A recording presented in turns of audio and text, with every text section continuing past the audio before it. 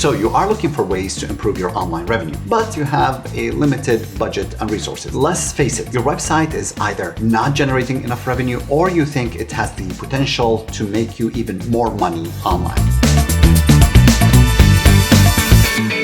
If your site conversion rate is low, then conventional wisdom tells you to focus on improving your site conversion rate, or maybe focusing on getting more visitors to your website makes more sense. I mean, the more visitors your website has, the greater the revenue it generates. Now, like many other online realities, the truth is somewhere in the middle. So instead of saying that it depends, let's break it down, because there are instances where I tell companies to focus on driving more visitors through SEO or PPC or any other paid channel. And there are instances and times where I tell them to focus on improving conversion rates. If you think about traditional brick and mortar stores, the effort is usually split between generating more foot traffic into the store and converting that existing foot traffic into actual customers. Now, which one is harder? They are both difficult. But I think if you talk to anybody who has actually worked in the marketing and merchandising department of a brick and mortar, they will tell you that increasing conversion rates for an offline store is usually a lot harder, and it involves a lot more effort in terms of sales force training, incentives, merchandising, and store designs. Most traditional offline stores create a marketing campaign that is a mix of bringing new visitors and converting them into customers. Online, the story is a little bit different. Although this is changing, for the last 20 years, most marketing has focused on increasing website traffic instead of converting that existing traffic into customers. Now, this has been changing in the past few years, as I mentioned, as we see more executives, more e-commerce store operators, more owners focus on conversion rates. And at the end, a conversion means money in the bank, while more traffic often means money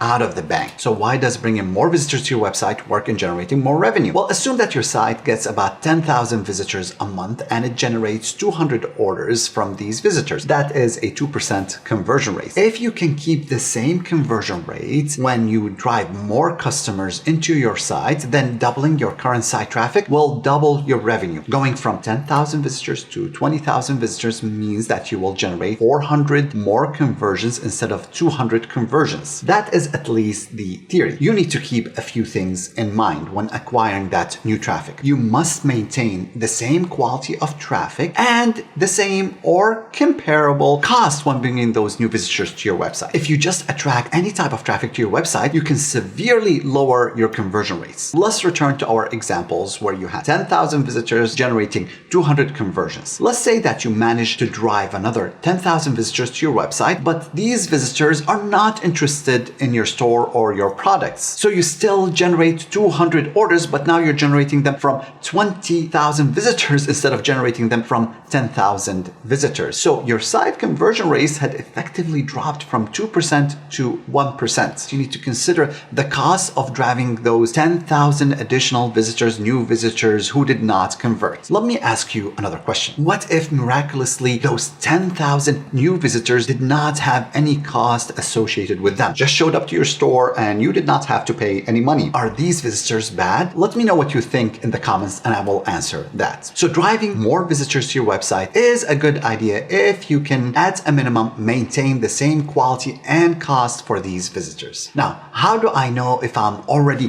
maxed out regarding traffic quality and cost? This will depend on what you are currently doing regarding traffic generation. If you are already ranking in the top for most of your key terms, both organically and in paid, then acquiring new traffic may require you to focus on possible broader new terms. And in that case, you risk spending more money on SEO and PPC and not seeing immediate results from that investment. It's going to be lots of trial and error involved. How about bringing more social media visitors to my website? You might have heard the term that social media traffic is junk traffic and simply does not convert. I disagree. Social media brings you a different type of traffic and a different type of visitors that typically has lower conversion rates compared to other traffic sources, but it is still relevant marketing commitment. Be it Facebook, Reddit, or TikTok, social media users are surfing those social media websites and interacting socially with these websites. They are not thinking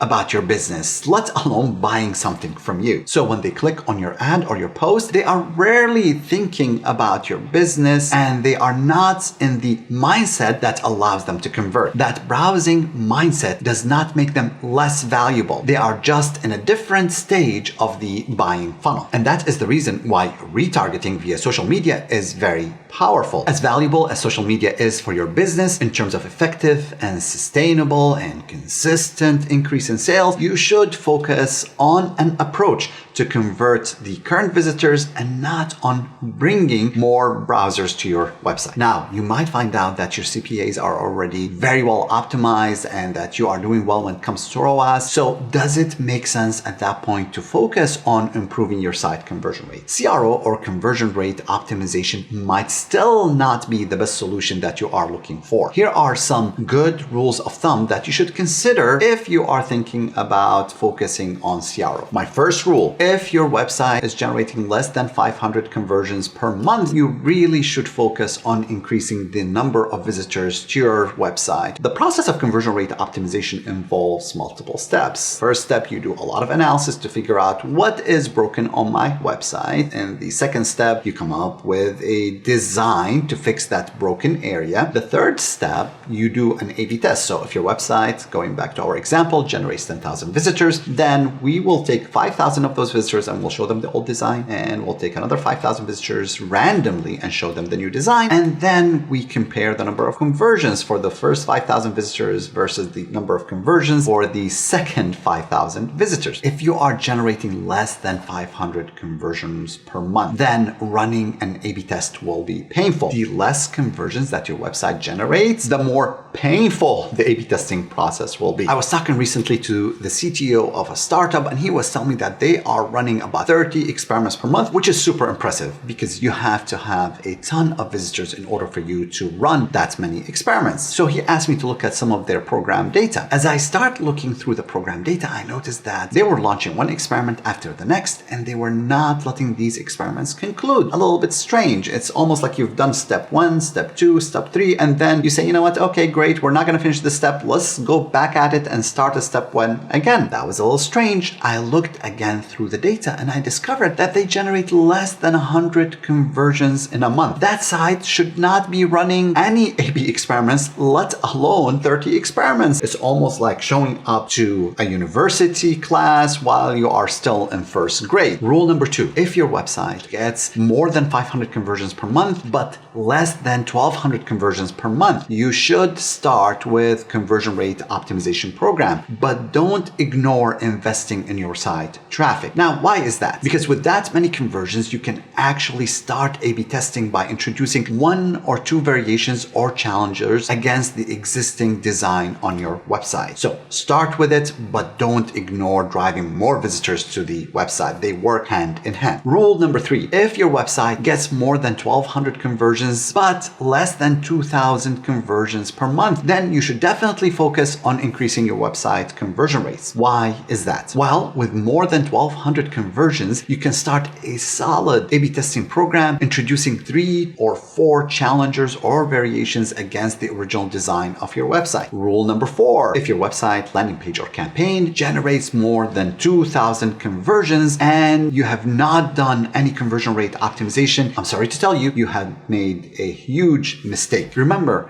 a whopping 80% of your website visitors come to the site with an intent to purchase. You are missing out on a lot of convertible targeted traffic. With more than 2,000 conversions, you can start a solid A/B testing program. As a matter of fact, every month that you do not focus on improving conversion rates, you are leaving money on the table, and it is money that will never come back. As I was recording this video about the recommendations and the rules that we follow, one of our junior CROs came to me and asked me if the above rules are correct or not. I told him, yes, these are the rules that we've been giving out to companies for the last 10 years or so. And he said, well, these are not the industry standard. As far as I know, very well established CRO companies follow very similar guidelines. I do know that there are a ton of case studies and there are freelancers and smaller agencies that will tell you that you can start on conversion rates optimization with less than 200 conversions per month. So let me add a couple of points of clarification. Do my recommendations mean that you should never consider CRO if you are generating less than 200 or 500 conversions per month? No,